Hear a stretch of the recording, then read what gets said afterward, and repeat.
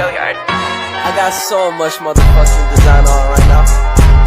Break it down, bring it back, make it clap. I got 3 old thoughts, new block, where that day. Bitches on my line, and you know. Di sini saya akan menjelaskan mengenai siklus akuntansi. Siklus akuntansi memiliki 5 subsiklus, yaitu yang pertama siklus pendapatan atau revenue cycle, yang kedua siklus pengeluaran atau expenditure cycle, yang ketiga siklus penggajian atau payroll cycle, yang keempat siklus produksi atau production cycle, yang kelima siklus keuangan atau financing cycle. Kelima siklus ini memberikan data transaksi pada buku besar dan pelaporan untuk pencatatan dan komunikasi yang berhubungan dan penyiapan laporan keuangan dan pelaporan manajerial lainnya. Lalu selanjutnya, saya akan menjelaskan siklus pendapatan. Siklus pendapatan merupakan rangkaian aktivitas bisnis dan kegiatan pemrosesan informasi yang terkait dan berulang-ulang dalam penyediaan barang dan jasa kepada para pelanggan, serta menagih kembali kepada para pelanggan dari penjualan-penjualan tersebut sebagai kas. Yang termasuk dalam siklus pendapatan adalah sistem informasi penjualan tunai dan sistem informasi penjualan kredit. Assalamualaikum warahmatullahi wabarakatuh. Perkenalkan, nama saya Nashwa Aurelia. Di sini saya akan menjelaskan mengenai tujuan siklus pendapatan, aktivitas dasar siklus pendapatan, dan siklus pendapatan. Pertama, saya akan menjelaskan tujuan siklus pendapatan. Tujuan utama dari siklus ini adalah menyediakan barang tepat pada waktu dan tempat, serta dengan harga yang sesuai. Menurut Winarno 1994-2000, tujuan umum dari mengadakan siklus pendapatan adalah untuk menukar barang atau jasa dengan uang. Selanjutnya, aktivitas dasar siklus pendapatan. Pada siklus pendapatan, terdapat 4 aktivitas dasar bisnis, yaitu yang pertama, memasukkan pesanan penjualan atau sales order entry. Siklus pendapatan dimulai dari penerimaan pesanan dari para pelanggan. Departemen bagian pesanan penjualan melakukan proses memasukkan pesanan penjualan. Dokumen yang dibuat dalam proses pemasukan adalah pesanan penjualan atau sales order. Yang kedua, mengirim pesanan atau shipping. Aktivitas dasar kedua dalam siklus pendapatan adalah memenuhi pesanan pelanggan dan mengirimkan barang dagangan yang diinginkan tersebut. Proses ini terdiri dari 2 tahap, yaitu mengambil dan mengepak pesanan, serta mengirim pesanan tersebut beserta dokumen pengiriman atau surat jalan. Departemen bagian perdagangan dan pengiriman melakukan aktivitas ini. Yang ketiga, penagihan dan piutang usaha, atau billing and accounts receivable. Aktivitas dasar ketiga dalam siklus akuntansi pendapatan melibatkan penagihan ke para pelanggan dan memelihara data piutang usaha. Dokumen yang dibuat dalam proses penagihan adalah faktur penjualan atau sales invoice. Yang keempat, yaitu menerima pembayaran atau kas, atau cash collection. Langkah terakhir dari siklus pendapatan adalah menerima pembayaran. Kasir memiliki tanggung jawab untuk melakukan aktivitas ini. Selanjutnya, siklus pendapatan. Siklus pendapatan diawali dengan kebutuhan atas produksi dan pembelian, di mana dari kebutuhan ini nantinya akan berpengaruh kepada siklus pengeluaran dan siklus produksi, yang akhirnya akan menghasilkan output berupa informasi tentang ketersediaan barang. Selain itu, dari siklus pendapatan yaitu terdapat penjualan dan komisi, di mana penjualan nantinya akan masuk ke dalam sistem buku besar dan pelaporan, sedangkan komisi akan masuk ke dalam siklus manajemen sumber daya manusia. Selanjutnya dari siklus pendapatan yaitu ketika perusahaan telah berhasil membuat produk yang dapat menjadi jawaban atas pertanyaan para pelanggan pastinya akan melakukan permintaan atau pesanan atas produk tersebut. Nah, ketika perusahaan telah mendapatkan pesanan, pastinya perusahaan akan mengirimkan faktur penjualan agar nantinya para pelanggan dapat melakukan pembayaran atas pesanannya. Ketika perusahaan telah mendapatkan pembayaran, perusahaan pastinya akan melakukan pengiriman pesanan, yang dimana diawali dengan memberikan dokumen pengiriman kepada kurir, yang dimana dari kurir akan menghasilkan dokumen pengiriman dan slip pengepakan kepada pelanggan. Terakhir dari siklus pendapatan yaitu perusahaan melakukan penyimpanan ke bank, di mana nantinya dari bank akan menghasilkan output berupa laporan. Assalamualaikum warahmatullahi wabarakatuh. Perkenalkan, nama saya Aprilian Pratami. Di sini saya akan menjelaskan beberapa flowchart. Yang pertama adalah flowchart siklus pendapatan jasa transaksi falas ataupun valuta asing. Yang dimana transaksi jasa falas ini ada slip transaksi falas ataupun valuta asing, invoice ataupun billing pendukung transaksi, serta dikarenakan ini falas ataupun valuta asing, maka diperlukannya data underlying dokumen pembelian falas. Nah, maka dari ketiga hal tersebut disebutlah strip transaksi dan dokumen pendukung. Nah, strip transaksi dan dokumen pendukung ini diinput ataupun diproses menjadi transaksi, lalu kemudian didesain kepada kepala cabang untuk rilis OTR. Nah, setelah rilis OTR, maka transaksi selesai. Nah, yang dimana mengeluarkan dua slip. Slip pertama itu tentunya untuk nasabah, slip kedua untuk dokumen pendukung. Yang dimana dokumen pendukung ini akan menjadi dua pelaporan di hari yang sama, yaitu diperiksa kepala cabang di hari akhir dan nantinya kurir to KCU, dan membuat bukti penerimaan umum, lalu dijurnalkan, akhirnya direport transaksi untuk transaksi harian, dan nantinya akan direport ke branch combine. Untuk selanjutnya, flowchart siklus pendapatan jasa perbankan. Nah, yang dimana tentunya ada dokumen slip transaksi, periksa kelengkapan dokumen syarat transaksi. Dari slip dan kelengkapan ini maka disebut slip transaksi dan dokumen pendukung. Nah, kemudian nantinya diinput dan diproses sebagai transaksi, maka transaksi selesai.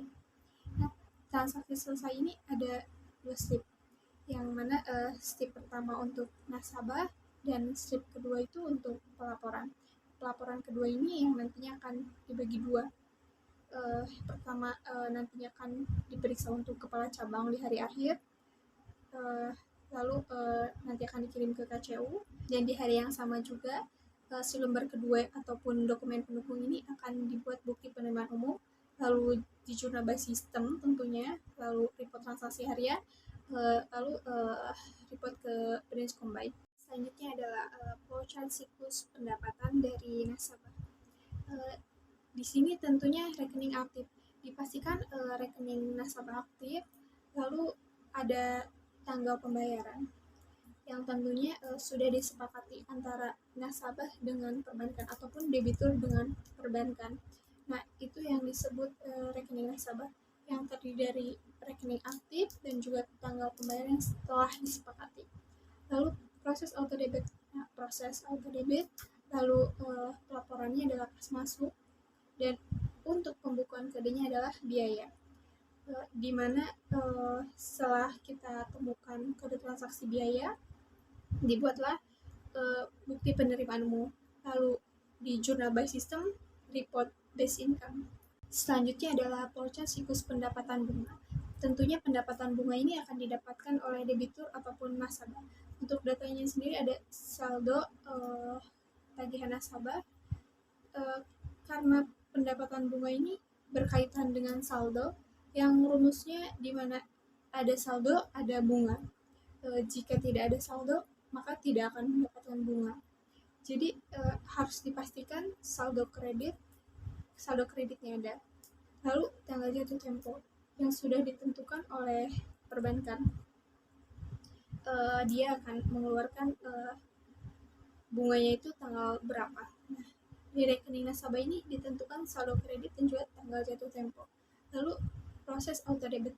Nah, proses auto debit ini karena pendapatan bunga, maka dia akan masuk kas masuk, lalu didistribusikan sebagai saldo kredit.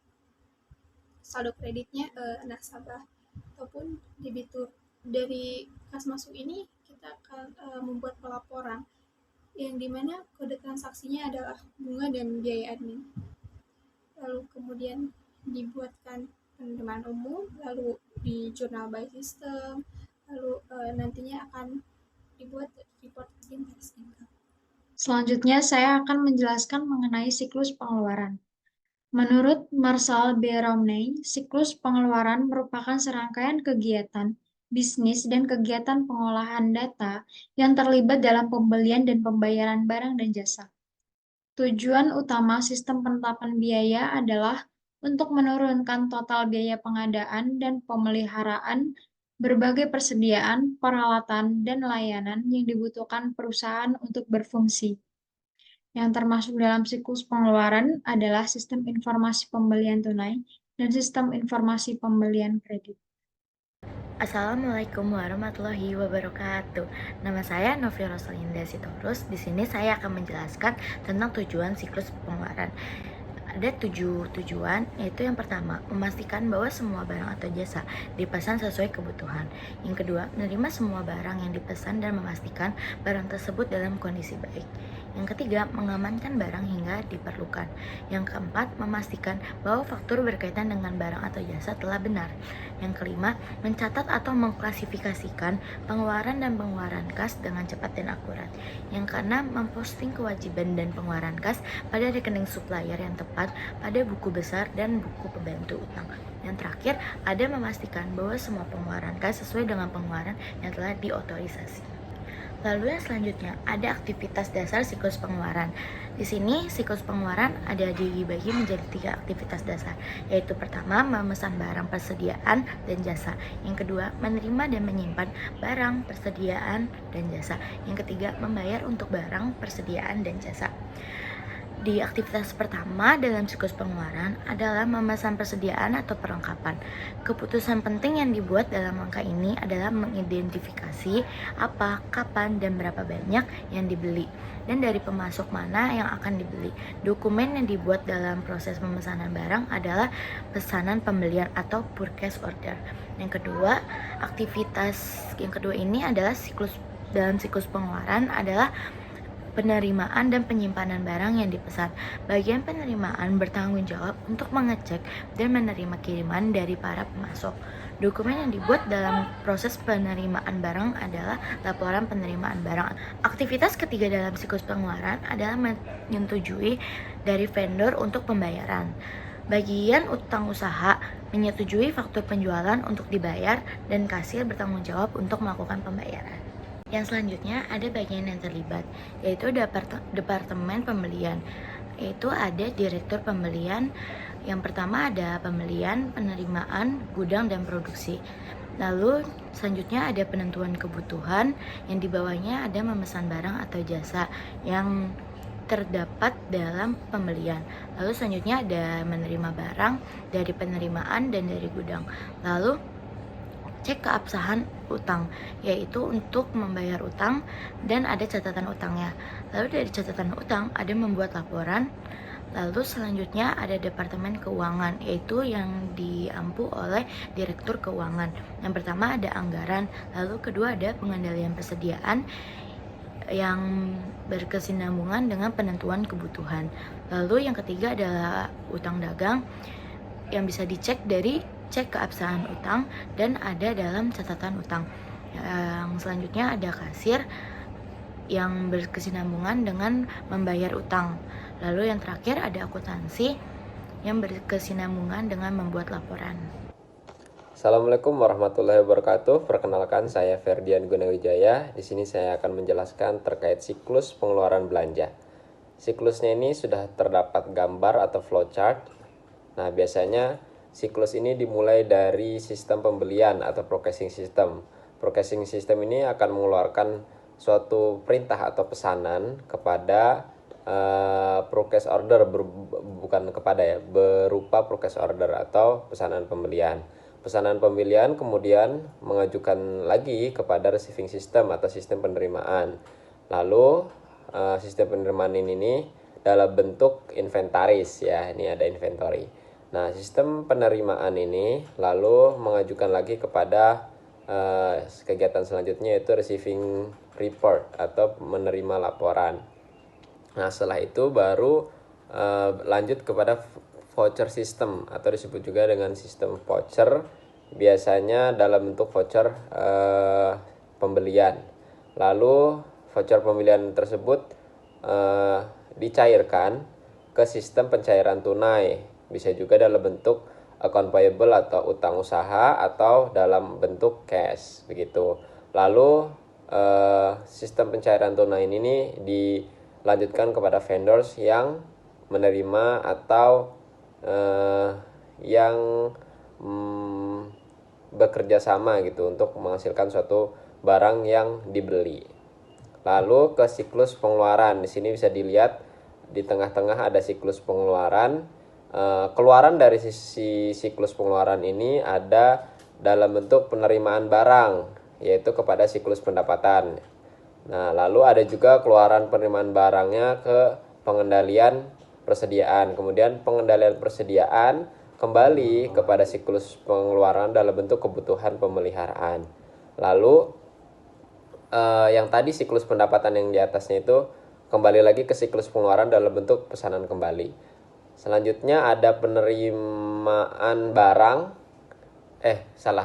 Selanjutnya ada keluaran ke berbagai departemen dalam bentuk penerimaan barang dan kembaliannya dalam bentuk kebutuhan pembelian. Sebenarnya sama-sama aja. Lalu siklus pengeluaran ini juga ada keluaran penerimaan barangnya ke siklus produksi dan kembali lagi ke siklus pengeluaran dalam bentuk kebutuhan bahan baku, seperti itu ya. Lanjutnya lagi siklus pengeluaran ini ada data pembelian dan pembayaran yang diinput ke dalam buku besar dan sistem pelaporan. Lalu ada juga keluaran ke vendors dalam bentuk pembayaran dan pesanan pembelian.